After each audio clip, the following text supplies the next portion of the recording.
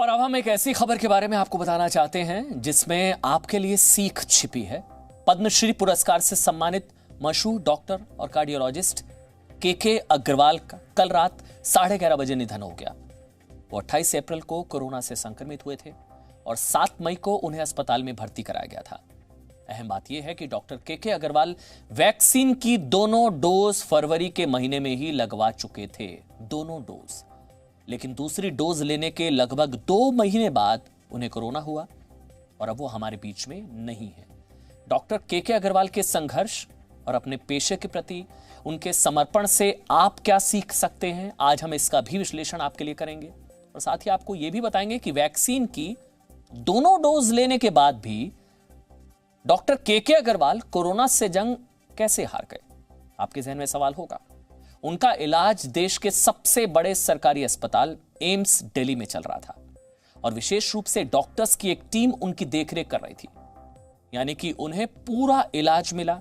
7 दिनों तक ventilator support पर रखा गया, पर्याप्त दवाइयां और ऑक्सीजन भी उन्हें मिली, लेकिन उसके बावजूद उन्हें बचाया नहीं जा सका।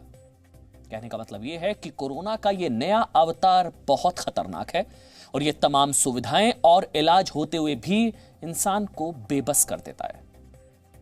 आज हम इस खबर से जुड़े आपके हर एक सवाल का जवाब देंगे, क्योंकि हम जानते हैं खबर सुनकर आपके जहन में कई सवाल हैं।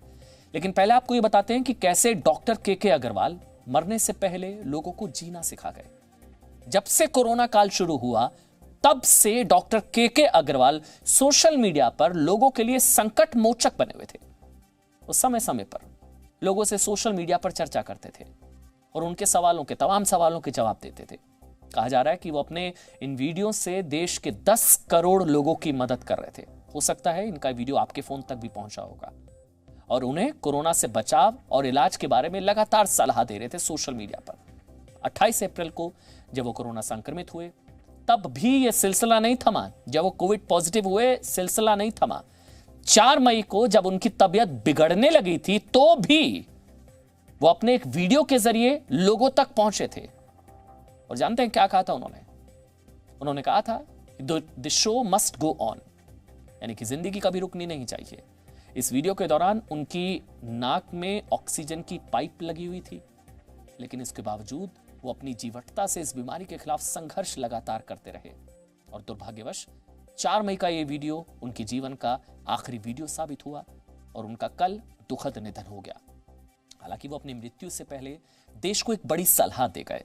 उन्होंने 4 मई को कहा था कि अब समय आ गया है जब मास ओपीडी लगनी चाहिए। मास ओपीडी यानी कि एक समय में एक मरीज नहीं, एक ही लक्षण वाले कई मरीजों को ओपीडी में साथ देखा जाना चाहिए। उनका विचार था जैसे स्कूल में कक्षा के दौरान सभी छात्रों को टीचर एक ही समय में पढ़ाता है, ठीक वैसे ही कोरोना मरीजों को भी ओपीडी में डॉक्टर देख सकते हैं। आज जब डॉक्टर के अग्रवाल नहीं है तब उनका ये आखिरी वीडियो आपको जरूर देखना चाहिए। पिक्चर अभी बाकी है, the show must go on. I represents the collective consciousness of the medical profession. Even I am suffering from COVID. I am having COVID pneumonia, which is progressive. But even then, remember Raj Kapoor's word, the show must go on. Picture abhi baki hai. People used to consider him as the showman, but he was not a showman. He was the most practical man of the earth. The show must go on. मेरे जैसे लोग oxygen पे भी classes लेंगे और लोगों को बचाने की कोशिश करेंगे। That's what we represent, the collective consciousness of the society.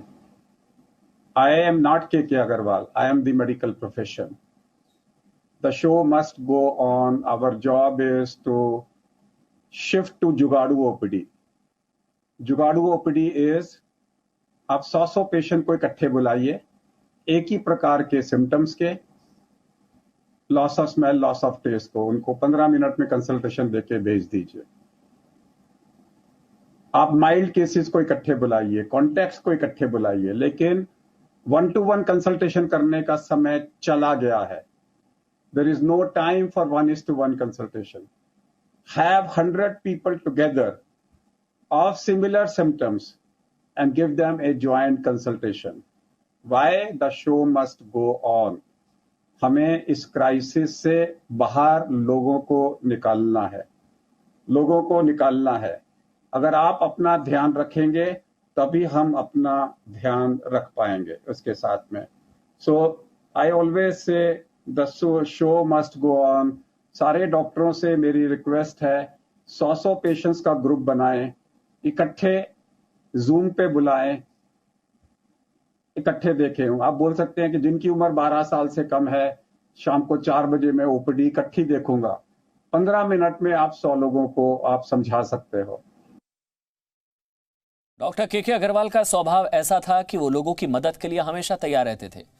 वो लोगों को कोरोना से बचाव के उपाय बताते थे, घरेलू नुस्खों के बारे में जानकारी देते थे, लक्षण दिखने पर क्या करना है क्या नहीं करना है ये बताते थे, और सबसे महत्वपूर्ण वो कभी थकते नहीं थे। सोचिए ना, उन्हें ऑक्सीजन चढ़ाई जा रही थी और फिर भी लोगों की मदद के लिए सोशल मीडिया पर उन्हें सलाह दे रहे थे। आज आप के अग्रवाल से ये सीख सकते हैं कि आपको अपना कर्तव्य कभी नहीं भूलना चाहिए, अपने पेशे के प्रति ईमानदार रहना चाहिए, मृत्यु से कभी भी डरना नहीं चाहिए। हालांकि आज लोगों को यह बात काफी हैरान कर रही है कि वैक्सीन की दोनों डोज लेने के बाद भी उनकी मृत्यु कोरोना से कैसे हो गई। उन्होंने तो दोनों डोज ली हुई थी। आज हमने इस पर कई डॉक्टर्स से बात की और उन्होंने हमें इसके 2 कारण बताए। ध्यान से सुनिएगा। पहला कारण यह हो सकता है कि दोनों डोज लेने के बाद भी उनके शरीर में पर्याप्त मात्रा में एंटीबॉडीज नहीं बन पाई, या जिस तरह से न्यूट्रलाइजिंग एंटीबॉडीज बननी चाहिए थी वो नहीं बनी। हो सकता है एंटीबॉडीज डेवलप ना हो पाए दोनों डोज लेने के बाद भी, ये ऐसा हो सकता है। दूसरा कारण यह हो सकता है कि वैक्सीन से जो एंटीबॉडीज शरीर में बनी वो वायरस के नए वेरिएंट से लड़ने में कारगर नहीं थी। हालांकि इन सभी कारणों पर अब तक कोई स्पष्ट जवाब नहीं मिल पाया है। यहां आपके समझने वाली बात, एक और बात जरूरी है, वो ये है कि वैक्सीन 100% प्रोटेक्शन नहीं देती है, लेकिन इसका ये भी मतलब नहीं है कि ये बेकार है।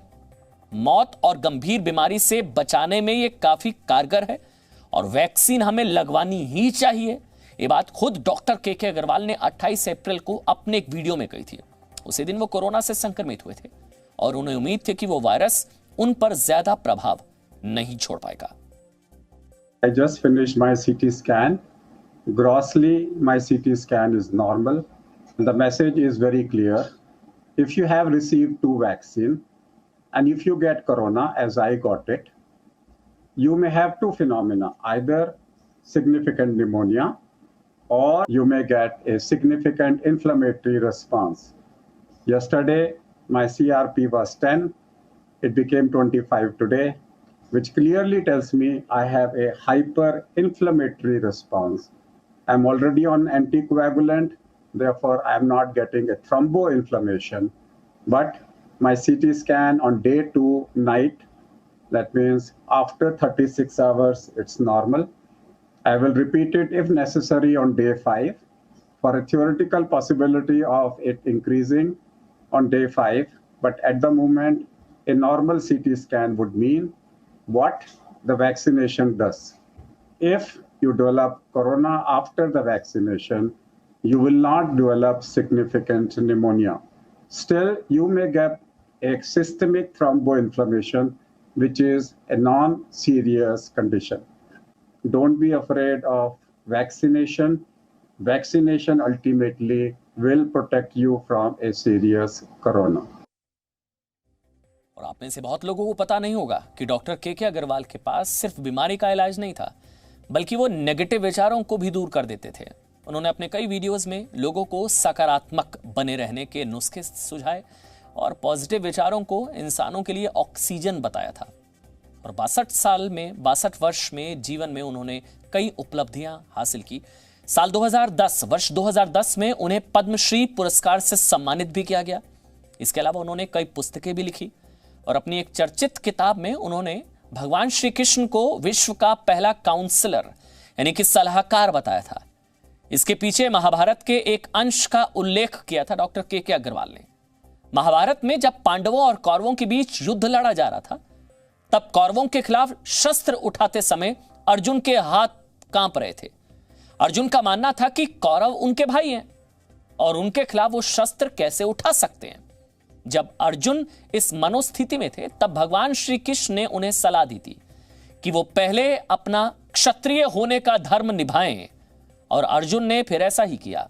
डॉक्टर के अग्रवाल कहते थे कि गीता में विश्व की आधी समस्याओं के हल छिपे हैं, और इसलिए हमने आपसे कहा कि आप उनसे काफी कुछ सीख सकते हैं। Presenting B News app, available on Google Play and App Store. Download it now.